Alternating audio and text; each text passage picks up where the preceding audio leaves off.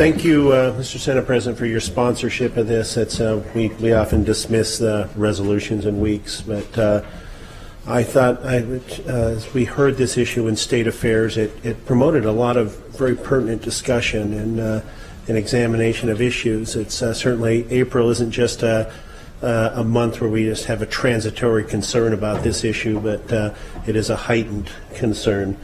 And I use it as a forum to attended one of the university went to one of the university campus here, and as even 37 years ago as a freshman, there was kind of an unspoken thing about the problems on campus. But I think one of the big problems is the shoving aside and not bringing the issue into daylight, of which this resolution and other discussion does. And we had that discussion, and then certainly there's not that the issues have gotten any better or worse, but I think there's been more attention to them on our university campuses, and it certainly has had some fallout.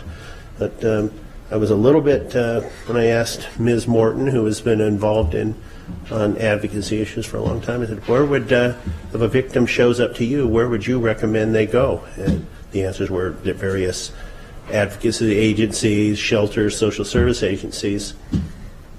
It wasn't mentioned, campus security wasn't brought up, and even after I'd asked about it, neither was the dean's office. So we still have problems even in some places where a parent sending their child should feel eminently safe about entrusting them. And the discussion, whether it's in the committee or through the resolution, it brings out things that we ought to be not pushing aside, but focusing on and talking about and addressing and fixing them. And so this is one of those resolutions which is far more important. This isn't a peony week. This is probably one of our most prevalent problems that has so many horrible permutations that affect people's lives. And I appreciate you bringing this up. It seems like it's you and my colleague from Eagle River have been leaders on it, but you've led many of us others to become more involved, which is appreciated. And it's true bringing it up and through other legislation. With that, I ask that I